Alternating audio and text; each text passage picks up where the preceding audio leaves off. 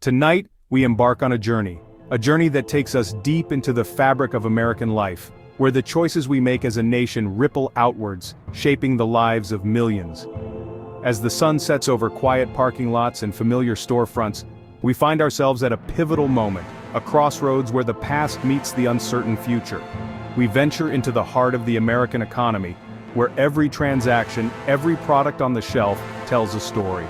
Here, in the bustling aisles of Walmart and the vibrant energy of retail districts, the pulse of the nation can be felt. It's a place where dreams are built, but also where challenges are faced head-on. This is a story about choices, about the promises made by economic growth, the fierce battles waged on the global stage, and the very real impact these forces have on families from sprawling cities to the quiet corners of small towns.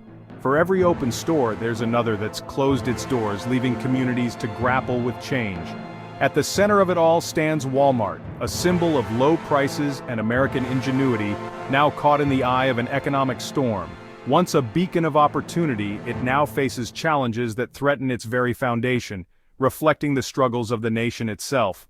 We'll connect the dots between international trade policy and the local grocery aisle, revealing how decisions made in the corridors of power in Washington have far-reaching consequences.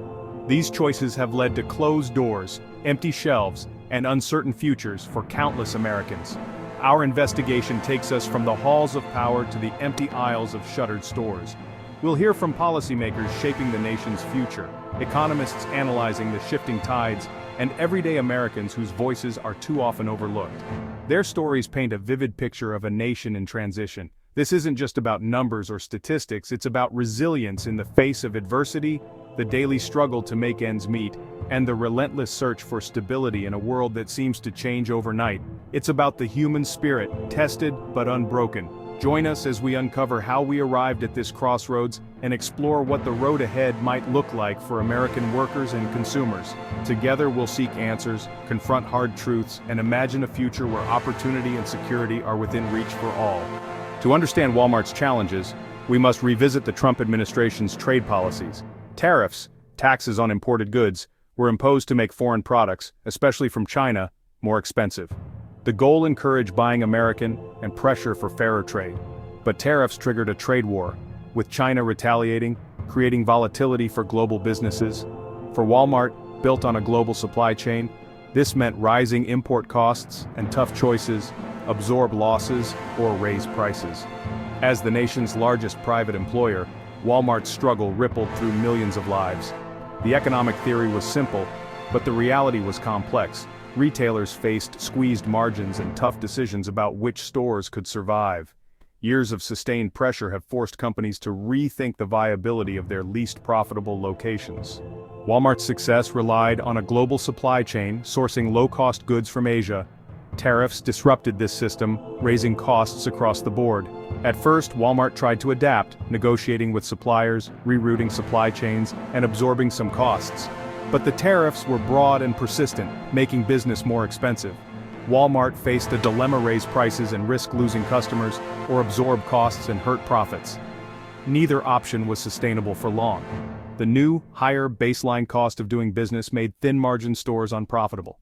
For many small-town locations, the added costs pushed them into the red. With thousands of stores, Walmart had to make tough calls about which locations to keep open. The result: closures in communities that could least afford them. The tough decisions have become reality. Walmart is closing dozens of stores across the country. 42 locations in 19 states will shut their doors, affecting around 6,000 employees. These aren't just small stores, some are major supercenters, often the only affordable option for entire communities. Walmart cites poor financial performance, but analysts point to the lasting impact of tariffs on profitability. For many workers, nearby jobs mean long commutes, if they exist at all. Experts see this wave of closures as a direct result of long-term economic policies finally hitting Main Street. Behind every statistic and headline, there are real people whose lives are deeply affected. People like Maria Sanchez, a cashier at a Walmart store in Ohio that's about to close its doors for good. Maria has worked here for over a decade, forming bonds with coworkers and customers alike. For her, this job was never just a paycheck, it was a lifeline, a source of stability, and a community.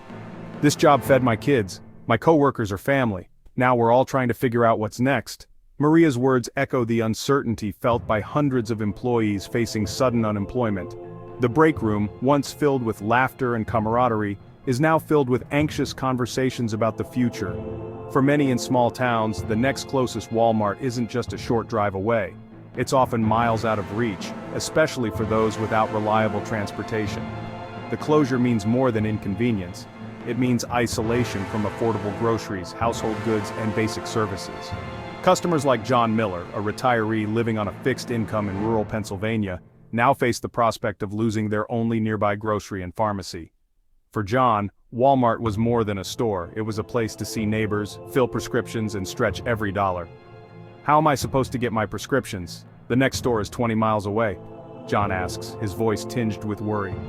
For seniors and those with limited mobility, the loss of a local pharmacy can mean missed medications and declining health. Local businesses like David Chen's family-owned diner also feel the impact. For years, David's diner thrived on the steady stream of Walmart employees grabbing lunch and shoppers stopping in for coffee. The store's closure threatens not just his income, but the survival of his business. "Half my lunch business comes from Walmart employees and shoppers. When they go, so does my business," David explains. The ripple effect spreads quickly. Empty tables, fewer customers, and tough choices about layoffs or even closing for good. The loss of a major employer like Walmart triggers a chain reaction throughout the community. Job loss, reduced access to essentials, and a gradual economic decline that can take years to reverse. Families are forced to tighten budgets, and local governments see shrinking tax revenues. For these Americans, trade policy and economic decisions aren't just abstract debates in distant boardrooms. They're personal, shaping their livelihoods, their sense of security, and their hopes for the future. Every lost job, every closed business, is a story of resilience tested and dreams deferred. Their stories reveal the true cost of economic decisions made far from home, a cost measured not just in dollars but in disrupted lives, fractured communities, and the enduring struggle to rebuild what's been lost. When a Walmart closes, the impact is immediate and far-reaching. Hundreds lose jobs, overwhelming local economies and support services. As an anchor tenant, Walmart's departure hurts surrounding businesses, leading to more closures and empty storefronts. The loss of sales and property tax revenue forces local governments to cut services or raise taxes. Socially, Walmart often serves as a community hub, a place for neighbors to meet and for seniors to gather. Its closure can lead to isolation and loss of community cohesion. For many, it also means the creation of food and pharmacy deserts, hitting the most vulnerable hardest. The effects ripple through every aspect of community life. To understand the bigger picture and the real-world impact of tariffs on the retail sector, we spoke with Dr. Evelyn Reed, a leading expert in international trade and economics. Dr. Reed has spent decades analyzing how global policies ripple through local economies, and her insights help us connect the dots between government decisions and what happens on Main Street. She explains, a 25% tariff isn't just a one-time hit to a company's bottom line. Instead, it acts as a sustained cost increase that persists year after year, affecting every link in the supply chain. Retailers are forced to pay more for imported goods, and those costs don't just disappear, they get passed along. For low-margin retailers like Walmart, Target, and countless grocery chains, these added costs can be devastating. Their business models rely on high volume and razor-thin profits, so even a small increase in expenses can tip the scales. Marginally profitable stores quickly become money losers, forcing companies to make tough decisions, often resulting in store closures, layoffs, and shrinking their footprint in communities across the country. While some hoped that tariffs would spark a manufacturing renaissance in the U.S., Dr. Reed points out that reshoring production is a slow, expensive process.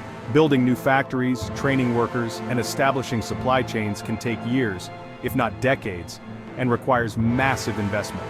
Although some supply chains have shifted to other countries or adapted in small ways, these changes haven't been enough to offset the higher costs imposed by tariffs.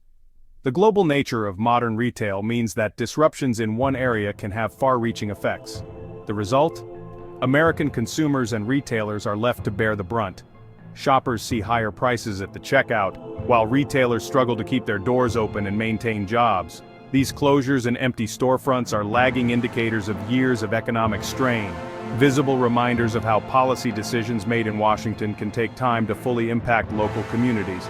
Unless trade policies change or new solutions are found, more retailers may be forced to follow suit, leading to further job losses and economic challenges for towns and cities nationwide. It's a stark example of how national policy decisions have very real local consequences, shaping the economic landscape for families, workers, and businesses across America. Walmart's closures have reignited the debate over Trump-era trade policies. Supporters argue tariffs are necessary to protect American industry, even if it means short-term pain. Critics say the trade war has hurt consumers and workers, calling for a repeal of tariffs. The issue divides both parties. Some Republicans defend tariffs, while others warn of market distortions.